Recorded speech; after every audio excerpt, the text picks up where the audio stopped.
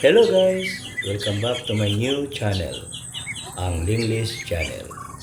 I-update ko lang itong aking mga alagang 31 bigger Muscovy ducklings. Ma-identify ko na ang gender kung ito'y male o female duck. Pero hindi ko pa binibilang. Part 3 na po ito guys. Karugtong ng nakaraang dalawang videos na nai-upload ko na.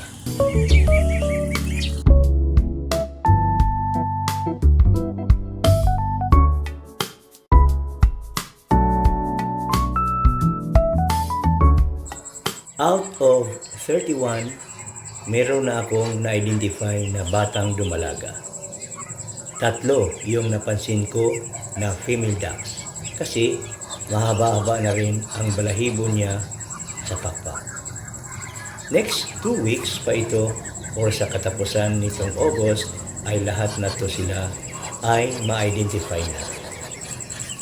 Ito palagi ang eksena dito sa village. Masayang nakikikain ang lahat na bigger ducklings. Kahit minsan tinutuka sila ng mga dumalaga at ibang mga inahin dito, hindi nila iniinda ang sakit. Hanggang sigaw na lang sila na parang maliit na bata na umiiyak at nagmamakaawa. Kabaliktaran naman ito ni Rolo. Chill na chill lang at kahit hindi na siya nakakasingit sa pagkain ay hinahayaan lang niya ang mga ducklings na nag-aagawan sa gitna. Tsaka hindi siya nananakit at nanunuka. In other words, napakabait niya sa mga maliliit. Nag-giveaway siya palagi. Sa bagay, teritoryo ni Rolo ito dito. Lahat ng nasasakupan niya ay tiklop sa kanya except sa kabilang bakod.